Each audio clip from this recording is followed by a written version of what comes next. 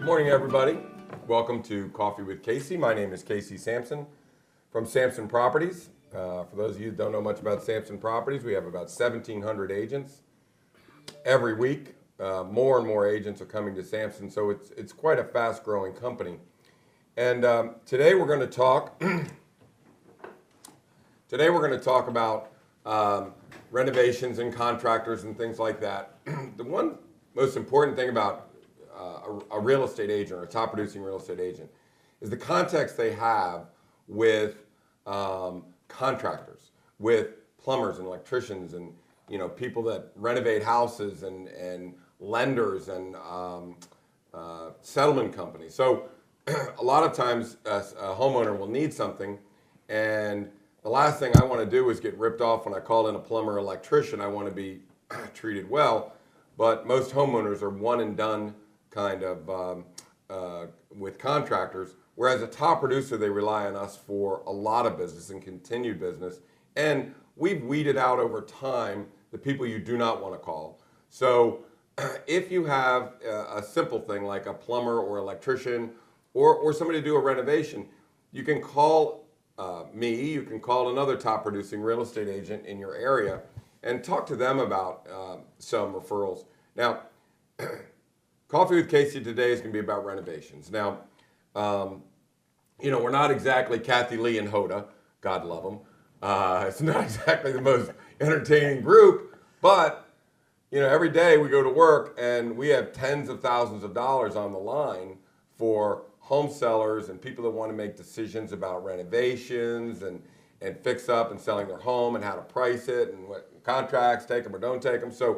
So every day, tens of thousands of dollars are at risk. So therein lies why we really focus on working with good contractors. So just one quick example, and then I'm going to introduce Sam Misleh to the show today. The difference between doing this, what we're talking about, doing it right and doing it wrong, can only be summed up in two deals. One transaction, same neighborhood, one transaction, Sam came in, and we renovated bathrooms and kitchens and things like that because the home was just unsaleable in its condition. And the seller made an additional estimated $60,000 over what I estimated they were going to make. So that was a successful renovation. Another couple whose house I just sold renovated before I got there. I was not in on the thought process and over renovated the house, put in $300,000 into the renovation. And in fact, the neighborhood will only support about 140 or 150 of that. So in fact, within the last 2 years, they put in 300, they only got 150 back. So whether you do this right or whether you do this wrong, really is worth tens of thousands, in one case, $150,000. So we're going to talk about all that today. And I want to bring in Sam Misleh, who, and again, every time we bring in a contractor, plumber, electrician, mortgage banker, we put our reputation on the line. So our clients are very important. So I trust Sam. I trust him enough to handle our client stuff. And we're going to talk today about some of the basic renovations that have made some people a great deal of money. Okay? So first of all, welcome, Sam. Appreciate you coming in today. Thank you for having me. Getting up. Are you Hoda or Kathy Lee? All right, I want to be Hoda. To get him a glass of wine and I'll be Hoda, and I like Hoda. So anyways, but Sam and I team up from time to time, and he works with all the agents here at Samson Properties that if somebody needs something done to a house to renovate it. So let's say we get a listing, and we walk into the listing, and a percentage of the listings are bring in a photographer and get this thing shot and let's get out of here. The next group, we need to paint, we need to spruce it up a little bit. And at some point, you go from needing a little sprucing up to needing a professional. And that's what we call in Sam. And first, let's talk about some of the deals that we've done. Let's go with a lot of you, my friends and people I know are in their late 50s and their parents are in their 80s and sometimes 90s. So we inherit mom and dad's house, and they've lived in there for 55 years, and it's fine with mom and dad, but when they leave, it's time to do something. Either sell it as is, which is what sometimes we do. Which we buy. Yep, which you bought. So yeah, in fact, we settled on Wednesday. One of my friends had one. Parents bought it. Really, they were not in for a major renovation. So Sam actually bought that house, and now you're renovating it. We'll bring that out in the spring, and that's going to be a nice deal. But let's talk about the one property that we had. We walked into a house, and the two guys that lived out of the state inherited the house from their parents, two young guys, and basically we got quotes for what the house would sell for as is. But I knew it was a nice neighborhood and had a great school district. And, you know, when I went in, they were telling me that the dad had just put in HVAC, roof, and windows. So those are some major investments in this house. And it's a shame to lose that kind of money and have a contractor come in and bulldoze the house and use it for just the lot. So we got our quotes. Quote was $575. $550. I offered $550. $550. Could have been $550 to $575, but I thought, and we got together with Sam, said new kitchen, new floors, painted bathrooms. Open it up. Open the whole thing up, knock walls down. I think the renovation cost $95,000. No, it went over 100. Okay, so over 100,000. But it went from a $550,575, and I think I got $765,000 for it. So let's say you take the $550, you throw $100,000 worth of renovations on it. You've got $650,000 into the property. That's good. We sell it for $765. So they really walk with over $100,000. Absolutely. More. Okay. And the house sold. Most important, the house sold first weekend on the market. Yeah, by us. By us. So that's a success story. Okay. That's what happens. So let's talk about this process, Sam, of what's the difference between a house. You know, we just had one where we looked at the house and said, you know, it's better off dead than alive. You know, because the heirs didn't really feel like updating the house or getting involved in it. But the most important thing about this, and here's the $100,000 issue. I have sellers that are incapable of making this investment into a property. So, you know, you looked at the one property we had in Lakeville, and we definitely needed a new kitchen. We definitely needed a new bathroom. There was no doubt about it. We had, when and I grew up in a family of 4 boys, so don't take this wrong, but when you get 3 or 4 boys living in a house, we beat the heck out of that dang house. So it really needed a lot of work. Well, you know, sometimes sellers aren't in a position to put out $40, $50, $60, $80, $100,000. That's right? true. So the key with all of this is Sam does the renovations and collects his money at settlement. Repeat that. Does the renovations, funds the project, and then gets his money at settlement, which means that the sellers benefited, in one case $60,000, in another case $100,000, and never made a dime.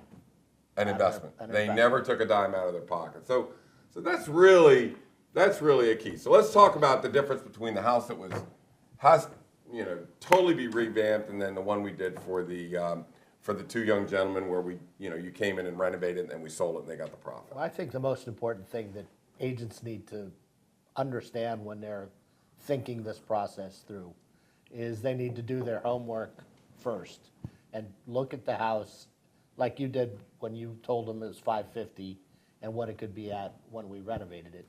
There was a huge delta there and a good amount of money.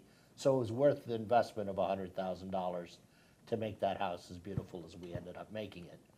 And so I'm finding that I'm getting calls from areas such as Manassas, for instance, where the house as is at $400,000, $425,000, and if you spent $100,000 into it, it would be $475,000. Right. That doesn't make sense for the buyer or the seller. Right. Where the value comes in is if the house is in bad enough condition that its value is so low, and if you make it nice, its value becomes to where it can absorb the money and then also put some money in the buyer's So let's talk pocket. about the spread then. What you're talking about is the spread. And the spread in some cases can be as much as 25%. Okay. The difference between being dead or alive is 25%. Those are the ones we want to focus on. That's right. And those are the ones we want to renovate. Now, where I come from in Vienna, we have Ramblers, and we have lots. And you could renovate that Rambler and sell it for $600,000, but you could sell it, the lot itself, for $575,000. So who puts $100,000 into a house just to make $25,000? Exactly. So you have to look at the equation. What is it dead and what is it alive? Okay, and sometimes that's 25%. Sometimes it's nothing. It's negligible. So those Vienna Ramblers. A lot of times it's better to go ahead and now. You took a Rambler. I did. You made an addition to it. Now, here's a good thing. So what Sam did was he took a Rambler. He put a master bedroom push out. He put a kitchen push out, which is the most important thing.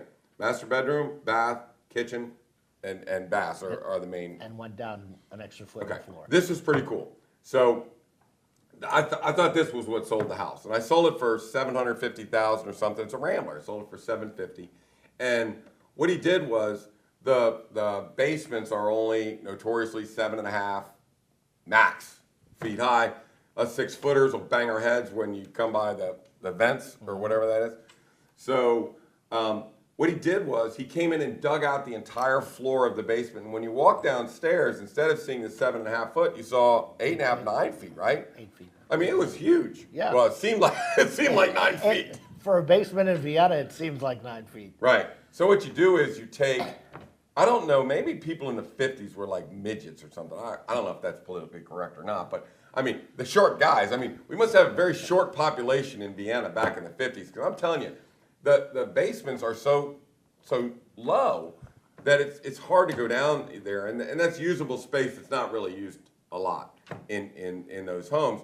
But when you took that out, it turned it into doubled the living space of that house. Absolutely. And made it really powerful. So you had a new bathroom, new kitchen, and there was enough delta in that one because you were adding square footage to really pump the price up into the 700s, right? $750,000. So in that case, yes, dead it's $550. But if you made those renovations and you have the cost of all of that wrapped in, now you said that it cost you $10,000 to take that basement out. At that time. Now it would be 15? quite a bit more. The price I got for Terry is $25,000.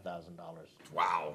So we decided that it's cheaper to tear the whole thing down. Yeah. And add up Okay. rather than dig down. Okay, got it. So reframing the main floor. So you're going to raise the main floor to have that extra space in the Exactly. basement. Having that extra space in the basement is a lot of the basement space is. We don't even calculate it. When you talk about square footage of a house, you only talk about the top 2 levels of square footage, and then you assume there's a basement and a rec room and whatnot. But that's not the same quality of life as you have with the core square footage you have in the top 2 levels. Not a lot of families use that basement level, but when you make it nice, it's when you usable. make it nice, it's usable. In fact, I think the best part about that house was the basement. That was fantastic as a showcase. So that whatever $10,000, $15,000, or $20,000 you put in there opened up 1,200 square feet of living space that was actually went from non-usable to usable space. Exactly. So, when we're making this decision, also there are things called triggers in my mind that I'll think about, and sometimes it's just better off dead. But when we walked into that one house, the split level in on Scarab, and he'd said about, well, I got the new roof, I got new windows, I got new HVAC system. That's a major investment in a house. So you're looking at $15,000, $25,000, $30,000, maybe $35,000 worth of investments that they've already made in that house, or the father had made in the house. So it's a shame to knock that down. Now when we walk in and it's, the roof is 40 years old and the windows haven't been redone and everything's falling apart. Now it's kind of time to maybe call in, somebody that you just sell it as is, because here's the thing. You want to be careful about risk. So the last thing you want to do is be the client that invests $200,000 in a property and can only get $100,000 of that back. Now ours was the exact opposite. We put $100,000 in and we got $215,000 back. So you really want to be careful with your costs. And here's another thing. I'm going to tell you this. Again, the reason why Sam's sitting here is there's not a lot of people I would pull something like this with unless I've seen him do it over and over and over and over and over again, because it is risky working with contractors. It is risky building your own home. I mean, I had clients that, bought a lot and had a builder come in and build it, and it was a nightmare, and it took 2 years. And before you know it, they had $1.4 million into the house, and I had to break it to them. Their house is only worth $1.25 million, but they've got 1.4 in it, so they put it on with realtor after realtor after realtor at 1.4, because that's 1.45 because they needed to get their money back. So, the one thing you have to think when you're selling a house, it doesn't matter what you have in it. It doesn't matter how much you need. It doesn't matter how much you want. It only matters what the sellers or the buyers are willing to pay. So you need to really focus on all of that. What are the buyers willing to pay? So when Sam and I do our analysis, it is, give me as-is value. Give me, if we redid the whole thing, I mean, the cherry house on this street could get this much, right. And that's where we're focused on doing that kind of math, okay? Well, let's talk about some other things that, when we walk in a house, it's not all major, $100,000 renovations. Sometimes it merely just needs a new kitchen, or it needs master bedroom baths. It needs paint. It needs flooring. Some of the flooring is just atrocious and needs to be taken out. So let's come up with our top 5 list of first ups. So when I walk in a door, the first thing I look at is the paint colors. Are they up to date? Are the walls dirty? Are they smudged? Has it been painted in a while? When you're sitting in my office where it's got the nice gray and the white trim, and I know that a seller that's lived in the house for 20 years thinks that the Benjamin Moore yellows and maroons and greens all work, but they really don't work with today's buyers, because today's buyers, and we'll talk about their preferences, and this is basically what you're really good at, and I really appreciate that. Today's buyers are 30 to 35, 40 years old. They are not your mom and dad. They do not want to live in mom and dad's house. So when you walk in, the house looks perfectly good and perfectly nice to somebody that's lived in it for 30 or 40 years. But that woman that's going to buy that house, and mostly the buying decisions are made by the women, and I'll tell you how we know that in a second. She don't want to live in her mom's house. She don't want to live with the drapes that have been there, and the curtain treatments, the window treatments, and all of that stuff. She doesn't want to live with the paint color. She don't want to live with the cabinets or the kitchen that mom used to have. So you really have to prepare and know who your buyers are. You need to know where they're coming from. We use a thing called geo-targeting to target them. Julie's sitting right over here. Targets buyers, where they're coming from, to get them into our houses, and it's been hugely successful to do that. But you got to have a good eye. So let's talk about some of the kitchens, okay? Okay. Whether we're going to do a major rehab or just a facelift. What's the easiest, quickest way to do a facelift on a kitchen? New countertops, new appliances, and that's it. I don't recommend painting cabinets. Okay. Because when you paint cabinets, they scratch. Yeah. And then you've got a mess on your hands. I know a lot of people like painting cabinets, but aftermarket paint, it just doesn't last. Okay. So as far as painting the cabinets, that's kind of out. How about the hardware in these things? I mean, a lot of times, we walk into, and this is another renovation we talk about. You walk into a house that was built from 1995 to 2005, and you see gold. You see gold handles, you see gold trim, you see gold hinges, you see gold knobs on the kitchen. You see bathroom appliances, plumbing fixtures that all do that. We've done this before where we've just said, look, just get the gold out of here and bring in some brushed nickel. You have to. Yeah. What do you think? When we're trying to update a house, let's talk about knocking out the hardware and redoing the gold hardware with brushed nickel. And again, if you live in a house, that gold looks fine. I'm telling you, it looks great. You know why? Because you've seen it for the last 10 years. It looks fine. You're used to it. You don't even notice it. You do not notice it. But if you get a buyer that's walked into 5 houses and they're all brushed nickel, and they walk into yours and it's gold, they will immediately say this is an older house. It dates a house. So let's talk about the process of new hardware in a house. Generally, we replace the hinges and doorknobs, the door pulls and drawer pulls in the kitchen and in the bathrooms. Yeah. I also like to change the switches and plugs. I think most people don't realize this, but switches and plugs in an older house, age the house. So if you put new paint on the walls Right. and leave the old switches and plugs, it looks like an old house. If you put the new shiny white switches with Right. with a toggle Right. switch rather than the switch, Right. and the Decora hardware, it just looks so much better. People don't know what they're looking at when they see it, Right. but they know they like it, Right. and it helps sell the house. Right. You know, you're trying to get them to go, oh, not oh. Exactly. You just don't want that oh factor. So let's talk about the expense of saying, let's take a 2,400 square foot colonial, 2 levels with a finished basement. What do you think a hardware swap for that house would cost? Just the hardware? Just swapping out the hardware, swapping out the switches and all that stuff. About $1,500. $1,500. I'm gonna say it's between 1,500 and 2,000, 2,000. maybe 2,500. Well, if you're going to switches, yes, you're going to Yeah. 3,000. So you go to switches, right? But I mean, just to do the hardware. So to have somebody come in and go, hey, I just want to get all this hardware out, put new hardware in. By the way, if you do that, before you sell your house, and here, just stop for a second.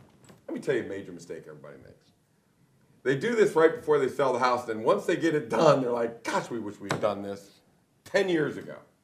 Everybody says it. My mom said it. All my sellers say it. I wish we had done this a long time ago. Because it just makes the home so much more livable, so much more attractive. So if you're not planning on selling, think about doing some of these renovations to your house right now so you can enjoy them. Not just that makes them more saleable, but you can enjoy your house. Look around and see if you don't have gold all around the house.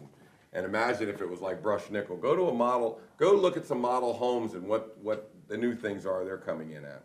So when we talk about hardware too, we're talking about a quick facelift for a kitchen when you talk about granite countertops and appliances and of course new sinks and stainless steel sinks and Faucets. Now, so for the cabinets, new hardware for the cabinets makes them look night and day. Absolutely. Yeah, and do not go out and spend a ton of money on something you think looks really nice. No, just your regular. That has some ceramic, unique. You're not looking for unique. Unique is a bad word. In real estate, unique is a bad word. You're trying to appeal to 9 out of 10 buyers, not 1 out of 100. So unique is when I say the word unique, and you hear me say, well, that's unique. That's not good. It's good for the people that live in the house, but it's not good when you're trying to sell the house. Simple and clean. Simple and clean, brush nickel again, and almost when you go in, the first thing you see are those knobs, not the cabinets. Absolutely. I mean, and the plumbing fixtures as well, if you can get, how hard, let me ask you something. So someone's sitting in their house, and we all know I got a bathroom that really needs a little facelift, okay? Which is a new vanity, a new plumbing features, all that stuff, without ripping tubs out, ripping tile out and all. Well, how easy is it just to walk in and just pop a bathroom and put a vanity in, or am I making that too simple? You're making it too simple, but Says the guy that doesn't do plumbing work. changing the faucets, in some cases, you don't even need to change the vanity. You just change the vanity top, put a granite countertop on it. Well, let's say I've got a pedestal thing, and I have this. I got a pedestal thing in my bathroom in the main level, and I don't like it. Me neither. But I walk into all these really nice, I'm going to a $1.5 million listing appointment as soon as I get done with here. So you walk into these really nice cabinets and all of that stuff. How much does it cost to swap out something like that? Is that a big deal? No. I mean, to redo a bathroom, like what you're talking about, Right. new hardware, new Right, faucet, not a new John or not ripping out a bathroom. new vanity, Yeah. new countertop, Yeah. new mirror, new light. Yeah. You're looking at a couple of grand. Okay, all right. I can live with that. Yeah, What are you exactly. doing on Tuesday? Because I hate this thing. I want to take the hammer to this pedestal, builder grade stuff. So let's talk about kitchens. Let's talk about renovating a kitchen. Let's say you walk in like we did in Lakeville. You say, look, this is a 1972 kitchen. It's all got to go, right? Rip the whole thing out, put in a brand new kitchen. Give me a range and now here's another thing that we want to make sure we talk about. There's a different type of kitchen we're going to put in when we're dealing with a $500,000 house as opposed to a $900,000 house as to a $1.4 million house. So let's basically stay with a $750,000 house, okay? What are Okay. we talking about? Ripping it out, putting new flooring in, getting all new cabinets, all new stuff. Well, what is your range on something like that? Generally, the flooring I try to match the hardwood Well, throughout in the Right. main house. So Do you think agree with leaving hardwood in the kitchen as opposed to moving ceramic tile in there? absolutely, everybody wants hardwood these days. Ceramic tile it's cold, it cracks, it gets dirty, the joints get dirty. It's just not. Right. The young people today don't want that. They want hardwood all the Well, way. let me ask you something. The manufactured hardwood, the tile-laden hardwood, things like that are a little harder because the hardwood tends to, when you have chairs going up and down all and scraping and, you know, it wears a little bit harder than everything else.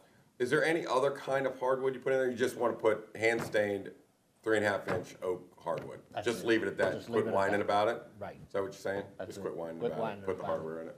Hardwood. Stop out thinking it? Is that what you're saying? If you scratch it, you can always redo it. Okay, yeah, always refinish it. Refinish it. So we're gonna go into the kitchen, we're gonna match the hardwood throughout the whole, that you have hopefully on your main level.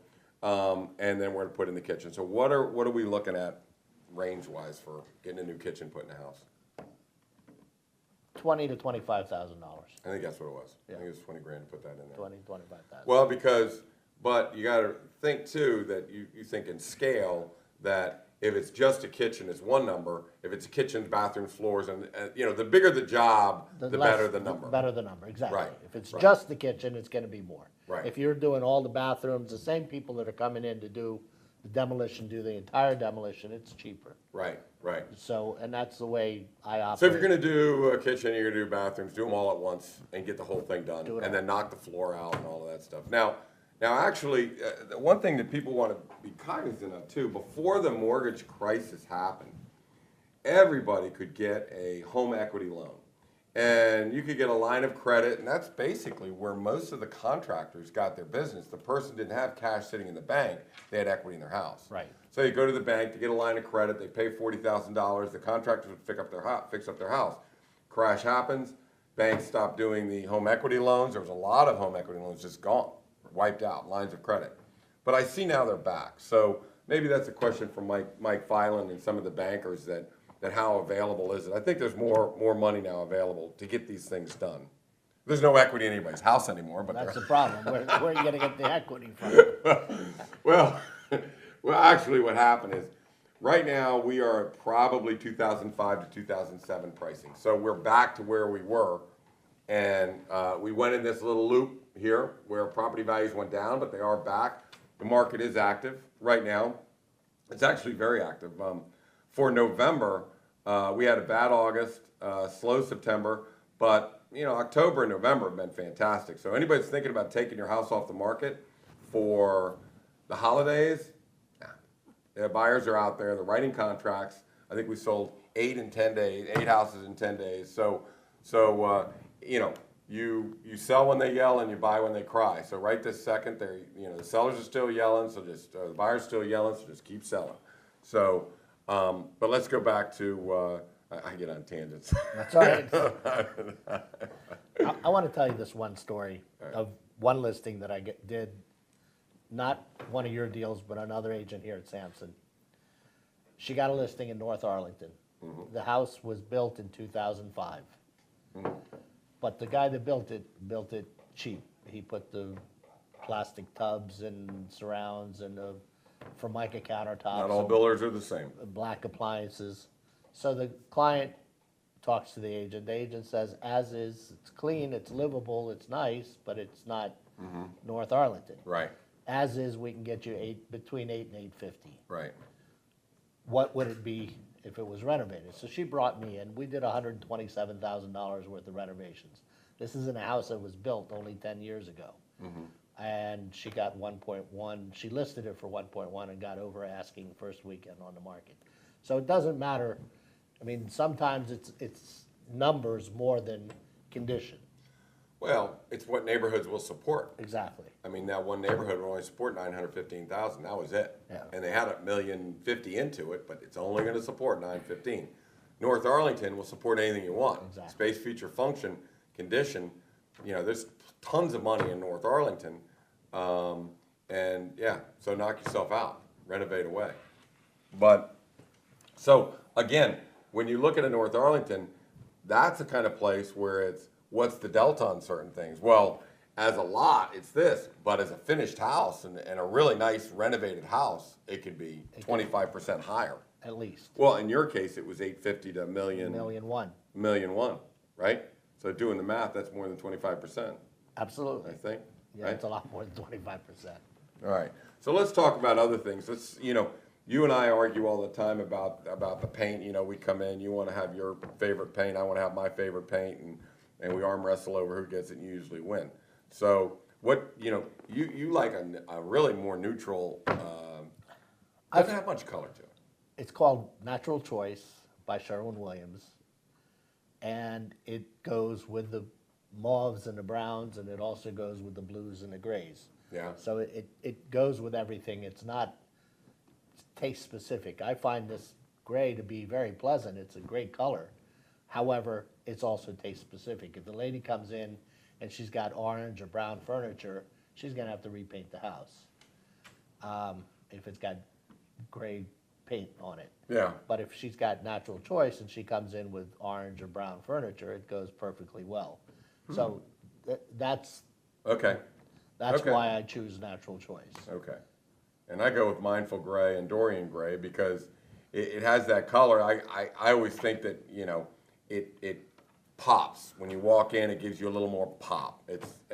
And I always try and mimic new homes because I think that people do walk in new homes. They do look like a lot of the new things that are happening. They're getting ideas and they see a lot of grays in there. So anyways, yeah, I think, that the Manchester tan and the Bleecker beige from Benjamin Moore was the kind of the ones that we used to use. Now it's more of the grays coming in from Sherwin-Williams. Right. And I mean, no, Benjamin Moore has grays too, but in fact, there's 127 different colors of gray. So, you have to have but it's so funny. I spent money and I had this woman come in with Carol, my lovely wife, and she came up with this palette of colors that we were going to da-da-da-da-da. So we spent all this money coloring with different colors everywhere.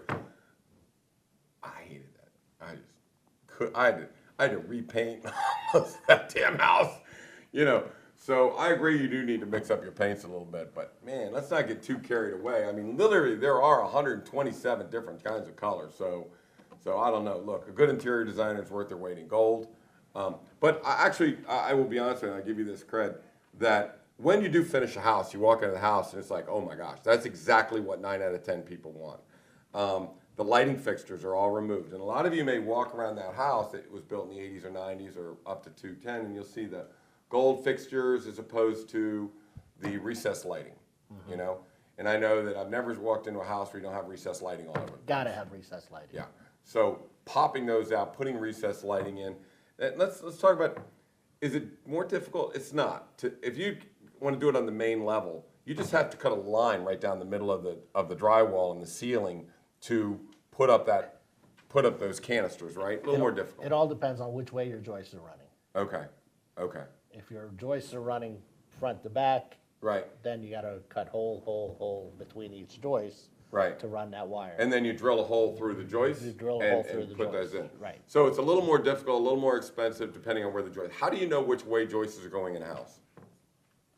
Well, I mean, I know because I know what I'm looking at. Well, I know, but you guys look at it and go, all right, you like to look in the ceiling. All right, the joists are going this way. How the hell do you know that? I mean, go outside. Can you see through that drywall? Go outside and look at the roof. You see that roof over there on the top picture? Yeah. It's an A-frame. Okay. That means it's running front to back. All right, wait a minute. Wait. We're going to settle this right now. You talking about this one right here? That one right there. Okay. That's Hay Meadow, I think, isn't it? Watch your head. Isn't that Hay Meadow? This is Country View. Okay. So this is a seller that's getting ready to sell their house. And see if you can get a picture of this. Can you see that? Is that the one I'm looking at right there? All right, so you're telling me this is an A-frame house. Well, Okay. The roof. The roof. Yeah. Okay, so we're looking at it that way. All right, so now how can you tell which way are you saying they're going front to back or side to side? The joists here are going front to back. They're going front to back. Because it's holding up, it goes this way, it's Okay. a triangle. Okay, That's where the structure is. all right. If you had them going this way, there would be nothing holding up this. All right, so it's front to back if you see an A-frame roof. Right. Okay, so that's pretty easy. So when would it go north to south or side to side? And what kind of roof? What one of these other pitches roofs? A mansard roof could possibly go that way. That one up there, the one on the right? That one on the right. Okay, all right, which has a pitch in the middle. It has Has a pitch in the middle and a line like this. Right, exactly. All right, so that could possibly be a side-to-side frames as opposed to a front-to-back frame. It could. All right, so now we know. I gotta write that down somewhere. Or you can go up in your attic and look. It's 'Cause probably everybody's the like, easiest way. well, which way are the frames going? It's like, I don't know, I sell them, man. I don't build them. I don't ever break anything up. So, all right, and another thing is load-bearing walls, right? Somebody says, well, I'd like to open this up, and it's a load-bearing wall. But you just have a beam up there, right? It's just, you can still cut the wall out. It's just, you have supports for the beam. You got to put in support. Either put in support for the metal beam. support or LVL, depending on what the engineer requires. Okay. Again, how do you know which way how do you know which way the support beam is going? I mean, somebody will say, well, this is a load-bearing wall. The beam's going this way. Can you look at the roof and decide which way that beam is going? The easiest way to tell is to go in the basement and see where it is in the basement. Okay. So you're talking about cheating. Cheating, yeah. For people that don't know what they're looking at. All right. I want to sound smart. Okay, that's They always good. go, is this a load-bearing wall, man? Generally, I have no idea. Generally, the main load-bearing wall in a house will be next to the stairs, Okay. because the stairs are generally where the load bear is. Okay. All right. And we'll know it's either going north and south. Which way, the majority of them, are they going side to side or are they going front to back? I think they're going Majority side to side. go side to side. Side to side. So the majority of load-bearing walls are going side to side. That's where the major beams are that are holding the thing That's up. because if the load is going front to back, Right. the joists are going front to back. Okay. Somewhere in the center, it needs additional support, Okay. and that's where you got your load bearing. All right. So our load-bearing, so our beams are going front to back, and our load-bearing wall is going side to side. Underneath the beams. You see, you don't learn that stuff on Kathy Lee. You don't learn it on Hoda. That's structure. I mean, it's So I picked up something today. That's good. Good. Not that I'm ever going to use it, but at least now I know. At least now I sound a little more intelligent when they say, is this a load-bearing wall? It's like, I don't know. I have no idea. I'll call Sam. Load bearing walls generally go opposite the joists. Right, okay. So let's talk about knocking out walls, because I know that a lot of people, want to open up houses today. Mm-hmm. We're buying our box colonials. We want to knock out walls and open things up, okay? The most effective one I've seen is like we did at Scarab, where you take that wall down, you open up the kitchen, you put an island in there, right? Right. So it's basically, how do you just reposition all the cabinets in the kitchen, right? That's what we did at Scarab, yes. Yeah. And was that a load-bearing wall there, No, Sam? it was not. That was not a load bearing wall. So it seems at least in the split levels, you can knock out that wall, put in a nice island, and get away with that. Vienna's Northern Virginia split levels, the main level has no load bearing walls. No load-bearing walls. Okay. All right. The load is between floors. Let's talk about colonials. Okay. Let's talk about the best way to open up colonials. Because I think when in the old days I used to laugh when I saw somebody a colonial, I buy the wife a sledgehammer so she can start knocking out walls. Okay. The easier walls to knock out are ones that don't have vents in them, though, right? Because if you have a vent in that wall, then you have HVAC venting coming in through there, and you have to start moving vents. Is that right? No, because you just put the vent in the floor. In the floor. So you take out the wall, put the vent in the floor, and move on and keep on going. Exactly. You got to redo all the floors when you take out a wall? You have to, because the floors don't go. Okay. So a wall comes down, brand new floors come in. Mm-hmm. What kind of floors are we going to put in? Hardwood. Okay. Always. Are Always you- on hardwood. So the hardwoods, 3.5 inch hand stained oak, 3.5 inch pre-stained oak, under $1,300,000, $1,400,000. pre-stained oak. Pre-stained, pre-finished. Okay. So Once you get up in the million, 3, 4 plus, then you want hand stained. But then you want hand stained. below $1,000,003, you're okay. Can you with really tell the refinish. difference between the ones that are hand stained and not hand Absolutely. stained? You can definitely tell the difference. Absolutely. And you think you should use what's the cost delta when you're talking about a pre-stained and a hand stained? I mean, so let's talk about if we were going to do a living room, family room combination kind of thing. We're talking $2,500, somewhere around in there. You know, let's call it $3,000. The difference between a hand stained and a pre-stained. 40%. 40% difference. Oh, okay. So that's a big number. It's a big number. Well, let me ask you something. The pre-stained, can you restain those if they get worn and torn? Can you restain them? Can you sand them down? If you buy the right kind. Okay. The problem with the pre-stain, the wrong kind of pre-stain for that is generally when the two boards come together, Yeah. there's a groove. Okay. They're mitered, very slightly Right. I mitered hate those. at the corner. I hate And so when you the bevel. They're almost like beveled. They're beveled corners. Oh my God. And when you get in the sanding, those are hard to get clean. So when you're sanding it, you got to sand it all the way down level Right. to get it to refinish it. But if you buy a pre-finished that's not beveled, I'm telling you, a lot of homes have those beveled. that's what everybody's using right now. Oh, it's terrible. And they look great in the beginning. I don't think so.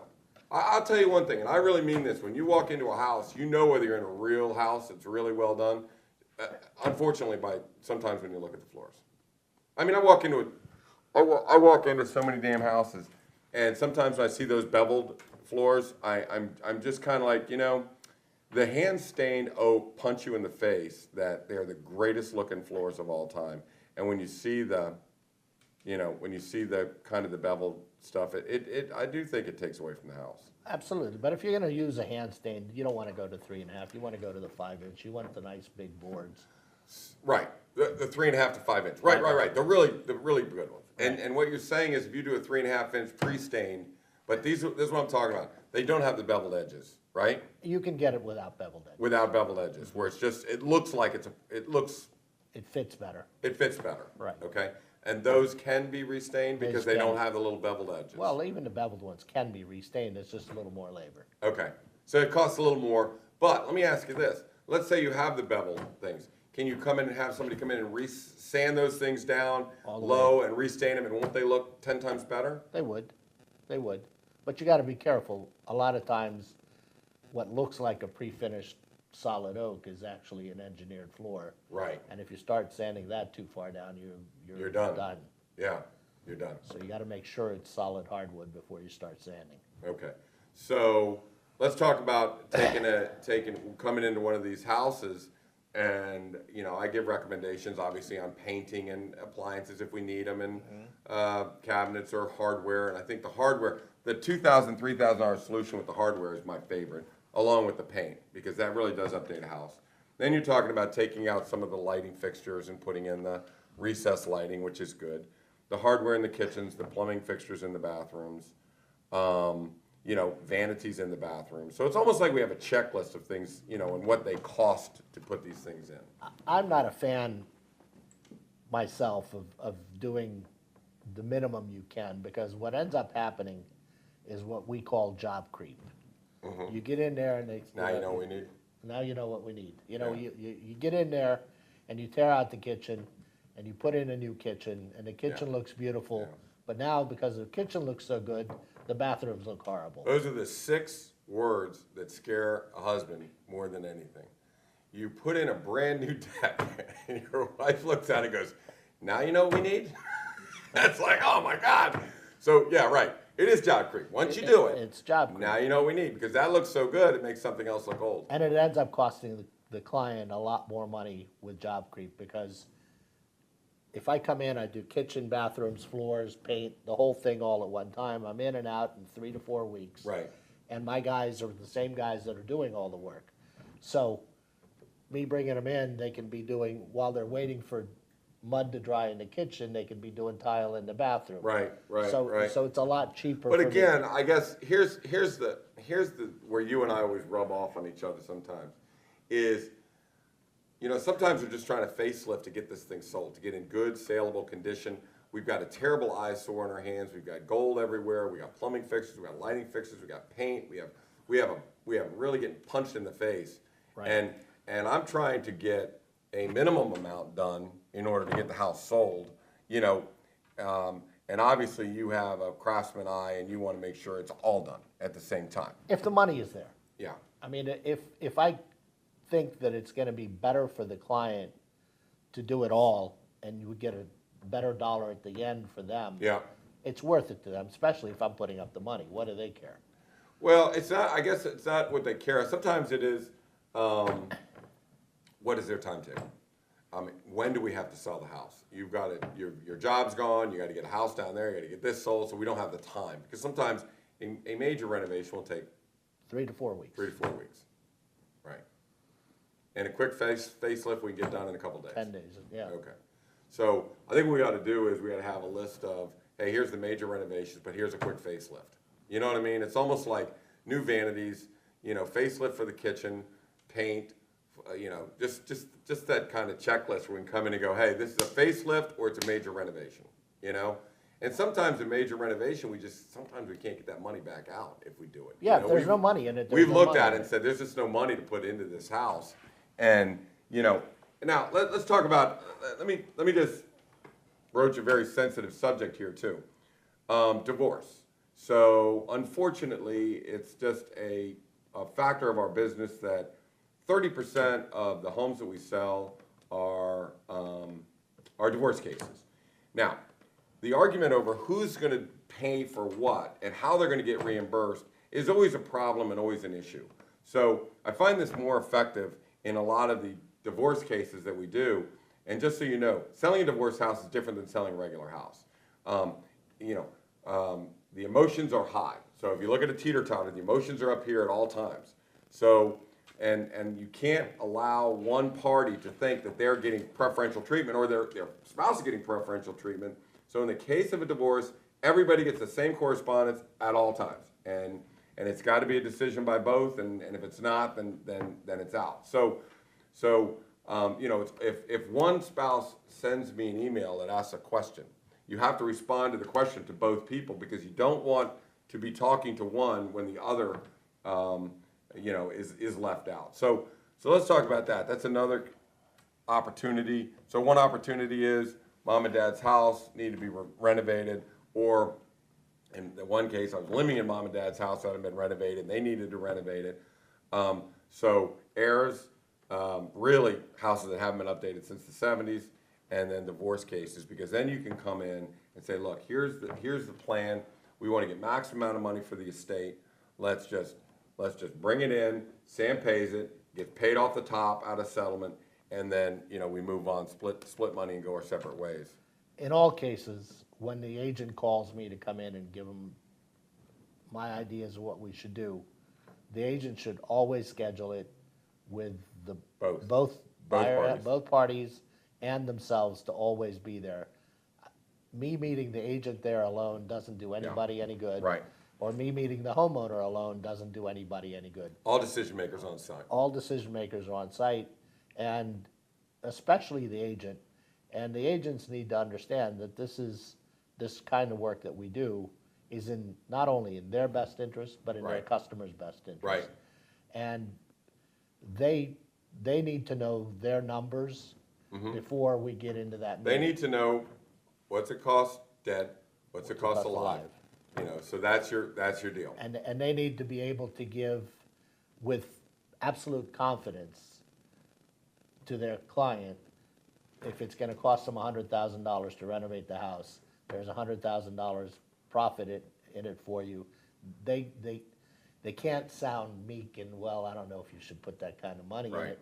They have to be fully confident, like you are. You get all excited about how it's going to look, and I've seen it. You've seen it. Seen it. A lot of times I'll get with agents, and they're afraid to tell that customer you need to spend $50,000, $60,000, $70,000 on your house. Right. Although it's in their best interest. Right. It's hard for an agent to tell their buyer or their Well, seller. I mean, that's another thing. We talked about that pricing model, and a lot of agents, claim to fame, we do $100 million a year in business, and our claim to fame is that we're experts at pricing houses. And agents come to me after the house has been on the market for a long time and ask me to reprice it and talk to the seller. And by that time, it's such a toxic situation.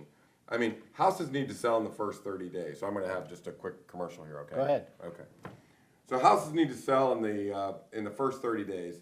So what I did was, in our meeting, I said, look, here's what we'll do. We will price the house for you. We'll do a certain percentage of the listing, and we'll come in and we'll price it. And part of that would be, if you find this an issue, just say, bring in Casey. I'll price it dead. I'll price it alive.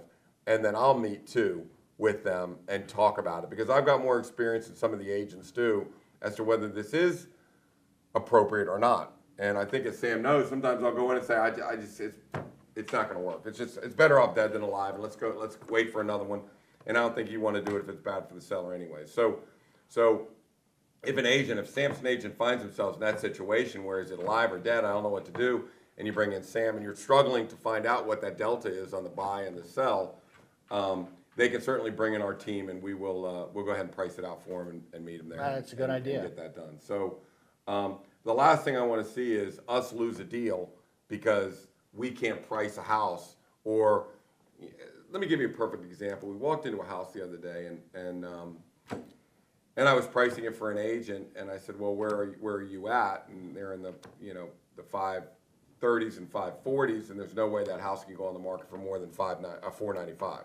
So I went in and I showed the seller where if you're at $495, bigger buyer pool, this is actually what it's worth, and if it's worth more, they'll bid it up into the 500s, which 65% of our houses sell in the first weekend, and most of those are bid over list price, and you have multiple buyers going after that house, the same as we had in Scarrow. Right. You have multiple buyers. We started at $750, we sold for $765. We had multiple buyers, so when the home inspection came in, it really didn't matter because we had other buyers standing right behind them. They accepted what we did and went on. It's the easiest way to go. So yeah, pricing the house is important, and we do that for our agents here at Samson.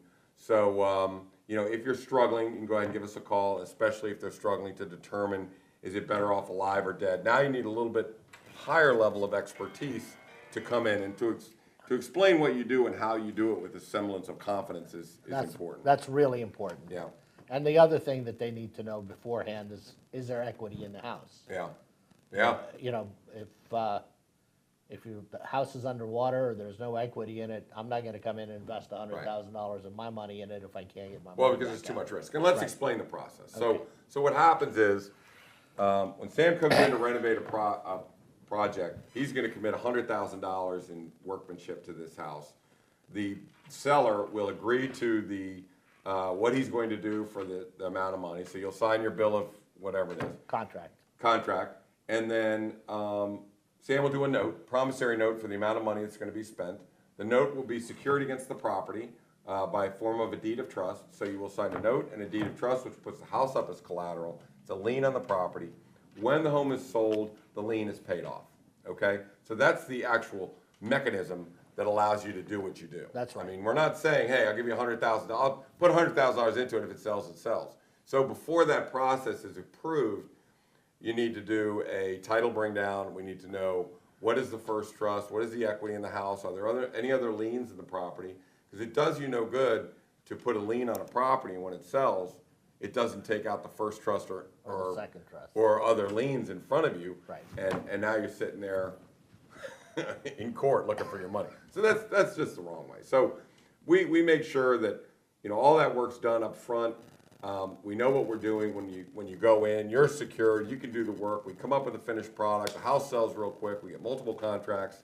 Right. And Bob's your uncle, as my wife would say. All right. Any other things you want to touch on? We got a few more minutes, and I got to run to this listing appointment. We need to talk about what jurisdictions. We're licensed in all of Virginia and DC. I'm not licensed in Maryland, so I'm not doing any Maryland deals right now. Okay. I will buy flips in Maryland if the deal is right, but I'm not doing any renovation for clients. Right. Okay. So you just come in and take and buy these properties. Yeah. Okay. What? Anything else? We are going to get some. Julie, we do have. I think it's fixandsell.com. So we'll put up a little piece on CaseySamson.com for that. We'll redirect it over to that page. So if anybody wants any information, you can go to fixandsell.com and it'll bring you right to our page. And it'll go over some of the things we've talked about today. Especially it'll have this little video posted up there so people can get a feel for what we do. And Julie, you Okay. might want to post a couple of the, like Scarab and Hay Meadow. Yep. Before and afters. Before and afters. So that the clients can see what it looks like. All right. That's a wrap. Kathy Lee and Hoda signing off. Thank See you, you. Kathy Lee. All right. Thank you, buddy. Appreciate it. Good morning. All right. Have a good day.